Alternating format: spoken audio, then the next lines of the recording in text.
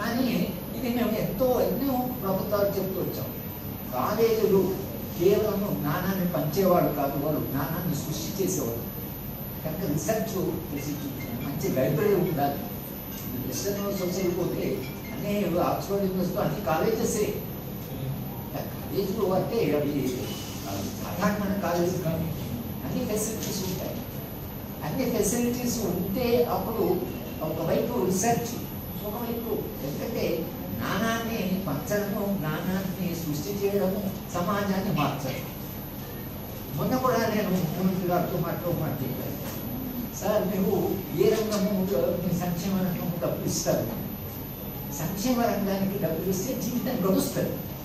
ఇవాళ మీరు ఆకలిని మీరు బియ్యం పంచుతున్నారు, లేకపోతే ఇంకేదో స్కీమ్ ఇస్తున్నారు, లేకపోతే ఏదో రైతు మంది అది సరే అలాంటి స్కీమ్స్ మీరు ఇస్తున్నారు. దాన్ని ఎందుకు పనికి వస్తుందంటే లైఫ్ కొనసాగడానికి పనిపిస్తుంది. విద్య సమాజం మారుస్తుంది, అంటే విద్యారంగానికి మనం క్రిటికల్గా తీసుకుంటే నిజంగానే దానికి కావాల్సిన హక్కులన్నీ మనం కల్పిస్తే సమాజంలో మార్పు వస్తుంది.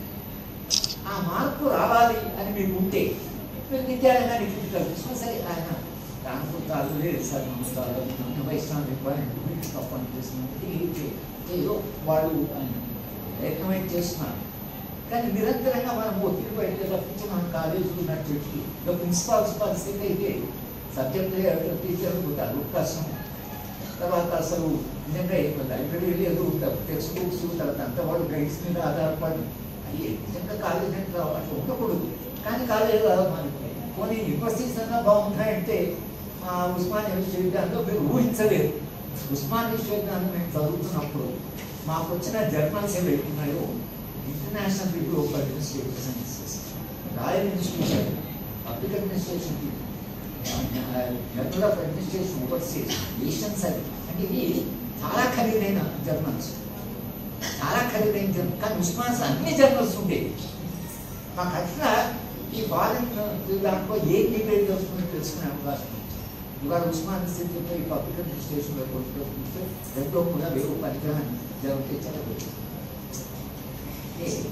జ్ఞానము ప్రపంచంలో పెరుగుతున్న సందర్భంలో విద్యారంగంలో ఎంత సంక్షోభం వచ్చింది, విద్యారంగానికి నిధులు లేక. నేను తెరాస ప్రభుత్వం వస్తూనే నేను హరిశ్లోకం అనుకుంటాను. నాకు ఏమంటే ఆయన ఎలా అంటే ఆయన అంబర్స్టై కూర్చున్నాడు సిద్దిపేటలో 100 రోజుల రోజు నాకు ఫోన్ చేసి సార్ మీరు వచ్చింది మరేస్తున్నానంటే నాకు చెప్పిపోయాడు. సరే నేను 48 గంటలు చేసి రేపైనా రాకంటే లేదు నాకు 48 గంటలు పోయి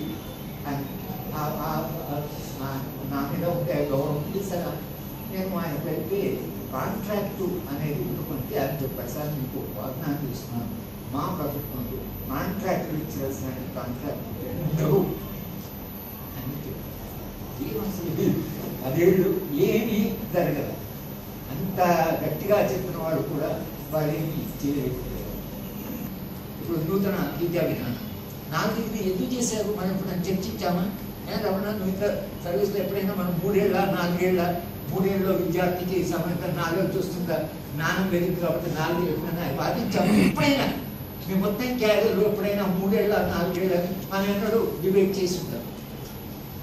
ఢిల్లీలో మేము మీటింగ్ పెట్టి అసలు 4 ఏళ్ళు ఎందుకు చేశారు అంటే అమెరికాలో అది 4 ఏళ్ళు గ్రాడ్యుయేషన్ కనుక అది అయితే వాళ్ళు అనుకుంటే ఏంటంటే మన విద్యార్థులు అమెరికా పోవాలన్నా, అమెరికా వాళ్ళు వచ్చాక విశ్వవిద్యాలయం పెట్టాలన్నా అమెరికా వాళ్ళు అడిగింది ఏంటంటే మరి మీరు 3 ఏళ్ళు డిగ్రీ కోర్సు మాది 4 ఏళ్ళు, మరి 4 ఏళ్ళు చేసి తప్పించి మా విశ్వవిద్యాలయం రావడానికి అంటే దాన్ని 4 ఏళ్ళు మనం అడగలేదు. అసలు ఏం సమస్యలు ఉంటారని అడగలేదు. సడన్గా దాన్ని 4 ఏళ్ళు చేసుకుంటాం. ఇప్పుడు అది రేపు నిజంగానే ఆ 4 ఏళ్ళు సరే గవర్నమెంట్ మాకు చేయకపోతుంది లేదు. నిజంగా 4 ఏళ్ళు చేస్తే ఇక మీ కాలేజీ ఎంత అస్తవ్యస్తంగా ఉంటుందంటే టీచింగ్, వర్క్ లోడ్, కొత్త ఫ్యాకల్టీ, కొత్త సిలబస్ మారడం, కరికులం మాట్లాడడం. ఇక మా సమస్య ఏంటంటే ఈ 4 ఏళ్ళు చదివిన వాళ్ళు డైరెక్ట్గా పిహెచ్డీ పోతారు. సార్ 4 ఏళ్ళు చదువు 5 ఏళ్ళు చదివి ఎంపీ చేసిన పిహెచ్డీ చేయడం కష్టం అంటే ఆ 4 ఏళ్ళు చదివితే చాలని 4 ఏళ్ళు చదువుతామని అని చెప్పేసి ఇప్పుడు హైదరాబాద్ నుంచి అంతా అస్సలిస్తాం. 4 ఏళ్ళు అంటే మనం ఎంఏ అవుతుంది. తర్వాత ఎంఏ 1 సంవత్సరం అవుతుంది. ఎంపీని తీసి పాలిస్తారు.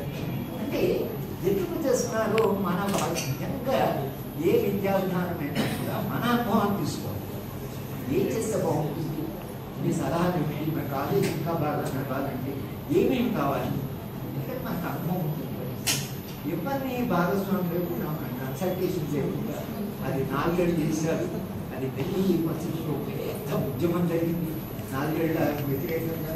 అయినా 4 ఏళ్ళు చేశారు. ఆ ఢిల్లీ పరిస్థితి అసలు నాకు నేనంటే ఢిల్లీ స్కూల్ కాదు పనిచేశాను, దాంట్లో డెవలప్మెంట్ ఉన్నాను. అది ఇంత మంచి విశ్వవిద్యాలయం అంత పోయింది. కనీసం వాళ్ళే పంపిస్తారట, గైడెన్స్ వాళ్ళే ఇస్తారట, సెమినార్ చెప్పి వాళ్ళే డిపెండ్ చేస్తారట. ఇది ఏమసలు ఈ ప్రభుత్వం మనకు అటానం ఉండాలి కదా, పనిచేయడంతో స్వేచ్ఛ ఉండాలి, సర్వశక్తి మనందరం కూర్చొని చేయవచ్చు. కానీ వాళ్ళ ఈ ప్రభుత్వ జోక్యం అంటే చివరిలో ఏం చెప్పాలంటే, మా చిన్నప్పుడు స్కూల్లో చాలా పేద జిల్లా పేద గ్రామంకి వచ్చామంటే కాస్త గవర్నమెంట్ కాలం వస్తున్నాం. కానీ మా హెడ్ మాస్టర్ గారు నాలెడ్జ్ ఈజ్ పవర్ అంటారు, జ్ఞానమే పవర్. నేను ఎప్పుడైనా ఐఏఎస్ ఆఫీసర్కి లెక్చర్ వారు గుర్తు చెప్తున్నాను, మీరందరూ ఈ సర్వీస్లో జాయిన్ అయిన తర్వాత మీరు అనుకున్నట్టే పవర్ ఈజ్ నాలెడ్జ్. అందులో కమిషనర్ అవుతాడు, ఇక ఆయనకేవో ఆలోచన ఉంటాయి. అంటే వీళ్ళంతా ఈ విద్యారంగం అసలు వీళ్ళ అనుభవం ఏంటి, అక్కడ ప్రిన్సిపాల్ పిలిచి నేను ఇప్పుడు కమిషనర్ అయ్యాను విద్యారంగం అని మన అడగరు. ఆయన ఏదో ఒక అభిప్రాయంతో వస్తాడు, వచ్చిన దాన్ని అందరి మీద రుద్దడం మొదలు పెడతాడు. అయితే అసలు మరి విద్యారంగం నుంచి వచ్చి సార్ ఏఎస్ పాస్ అయ్యారు, అది 3 ఆల్ఫాబెట్ అదేదో పరీక్ష, సరే ప్రిస్టేజ్ ఫర్ ఎగ్జాంపుల్ కావచ్చు. కానీ అది పాస్ అయినంత వల్ల మనకు జ్ఞానం రాదుతున్నాను. గ్రాడ్యుయేషన్ నుంచే పాస్ అవుతారు వాళ్ళు ఐఏఎస్ పరీక్ష. ఐఏఎస్ ఆఫీసర్ అయినంత మనకు నా జ్ఞానం ఉన్నది అనుకుంటే నేను నిరంతరంగా ప్రభుత్వం ఆఫీసర్ కలిసి చెప్తాను, మీరు పవర్ నాలెడ్జ్ అనుకుంటున్నానండి. నాకు అధికారం అంటే జ్ఞానం కాదు, జ్ఞానమే నాకు ఒక పవర్ ఉంటుంది. బట్ అటువంటి సమాజంలో మన బతుకులంతా పాలసీస్. కానీ మన వాళ్ళ ఎప్పుడు అవకాశం వచ్చినా ప్రభుత్వంతో కలిసిన చెప్పుకోవాల్సింది ఏంటంటే, ఈ సమస్యలు ఉన్నాయి, మీరు ఈ ఫెసిలిటీస్ ఇస్తే ఈ సమస్యలు పరిష్కరించాలి.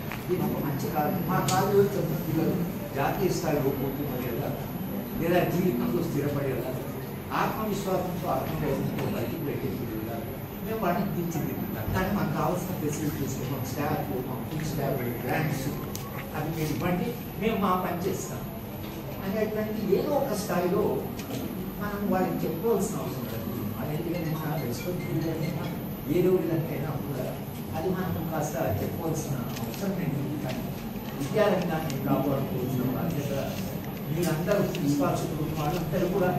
నేను నిజంగా నాకు 2 సార్లు 3 సార్లు వైస్ ఛాన్సలర్ కావాలని వచ్చింది. నాకు ఒక యూనివర్సిటీ కొత్త యూనివర్సిటీ గురించి అడిగారు. నాకు ఆ ధైర్యం లేదు. ధైర్యం అంటే నాకు అకౌంట్స్ రావు. నేను భ్రమణ హోమంలో వస్తే అడిగిన ఆడిటింగ్ అయిపోయింది అని అంటే, ఆడిటింగ్ జరుగుతుంది సార్. ఎందుకంటే ఆడిట్ వాడు ఏం రాస్తాడో ఇక పెన్షన్ ఆడి ఇవన్నీ సెటిల్ కావాలి, ఈ గంటలు పడుకుంటుంది. నాకేమో అసలు అకౌంట్ నాకు రావు.